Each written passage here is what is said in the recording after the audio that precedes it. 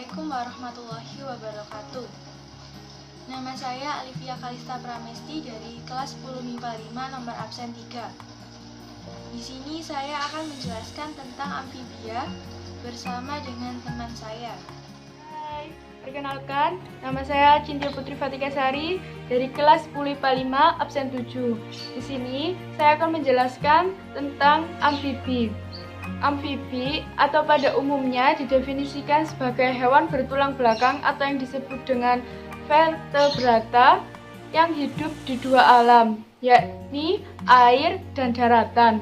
Adapun ciri-ciri amfibi, yang pertama berkulit lembab, yang kedua memiliki kelenjar, yang ketiga bersifat poikilotem, yang keempat memiliki dua pasang kaki untuk berjalan dan berenang, yang kelima berkembang biak dengan cara bertelur, dan yang terakhir bernafas dengan insang, paru-paru, dan dinding rongga mulut. Oke, sekarang kita membahas tentang struktur bagian tubuh si katak.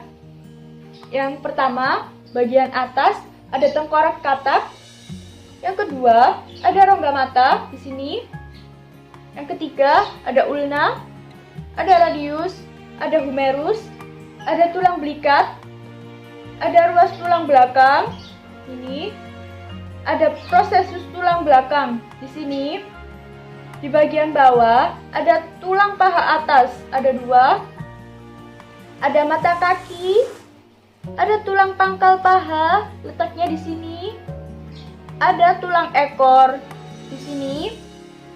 Dan yang terakhir ada ruas jari si kataknya. Ruas jari ini berfungsi untuk berenang si katak. Reproduksi pada katak. Sebelumnya saya akan menjelaskan tentang organ reproduksi yang ada pada katak jantan dan organ reproduksi yang ada pada katak betina.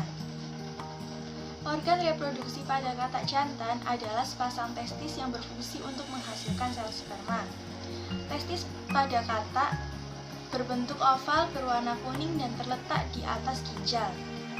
Sel sperma yang telah dihasilkan oleh testis katak disalurkan melalui vas deferens menuju ke ginjal. Sel sperma ini nantinya akan keluar bersama dengan urin melalui kloaka. Yang kedua, organ reproduksi pada katak betina. Organ reproduksi pada katak betina terdiri atas sepasang ovarium. Ovarium pada katak betina terletak di bagian belakang rongga tubuh dan telah diikat oleh penanggungnya yang disebut mesovarium. Ovarium pada katak berfungsi untuk menghasilkan ovum. Ovum yang telah matang nantinya akan disimpan pada suatu corong yang disebut dengan infundibulum. Ovum yang telah dihasilkan oleh katak betina akan dilapisi oleh selaput lendir yang disebut dengan membran vitellit. Sistem reproduksi pada katak. Katak melakukan reproduksi dengan cara fertilisasi eksternal atau pembuahan di luar tubuh katak betina. Saat musim kawin tiba, katak jantan akan menempelkan tubuhnya pada punggung katak betina dan menekan perut katak betina. Posisi katak jantan menempel dan menekan perut katak betina ini disebut dengan amplexus. Posisi ini dapat berlangsung selama berjam-jam atau bahkan berhari-hari lamanya. Proses amplexus ini memungkinkan katak jantan mengeluarkan sel spermanya dan katak betina mengeluarkan sel telurnya dalam jumlah yang sangat banyak. Sel telur dan sel sperma yang telah melebur ini selanjutnya akan menjadi zigot dan akan berkembang menjadi embrio. Embrio yang terbentuk akan dilindungi oleh cairan kental sehingga kelompok telur tersebut berbentuk gumpalan telur. Embrio katak akan mengalami proses metamorfosis sebagai berikut. Saat katak masih berbentuk telur, katak memerlukan waktu lebih dari 3 minggu untuk menjadi kecebong. Setelah telur menetas, katak akan menjadi kecebong. Fase ini akan berjalan selama kurang lebih 5 minggu hingga menjadi katak muda. Kecebong akan berkembang dengan adanya kedua kaki dan membentuk organ-organ lainnya. Setelah 5 minggu menjadi kecebong, katak akan berkembang menjadi katak muda. Katak muda akan berlangsung selama 3 minggu hingga menjadi katak dewasa.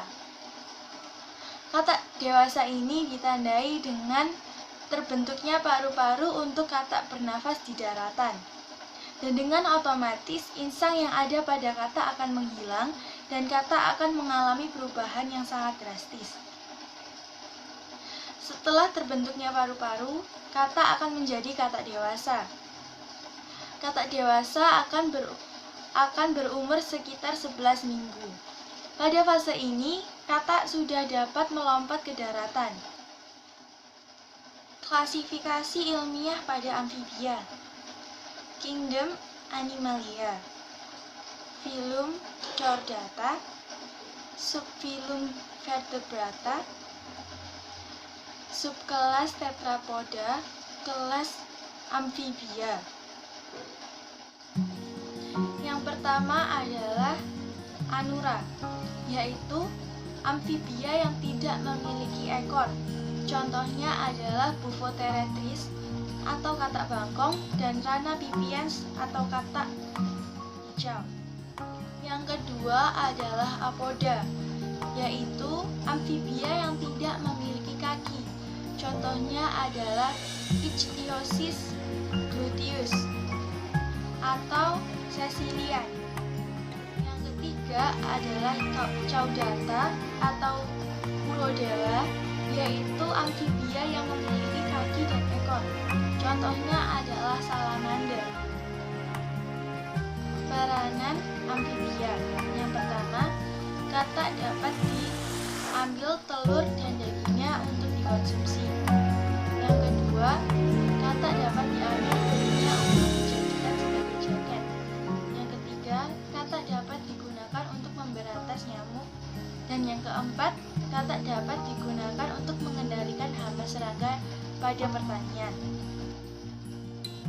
Sekian dari kami, apabila terdapat kesalahan kami memohon maaf sebesar-besarnya. Wassalamualaikum warahmatullahi wabarakatuh.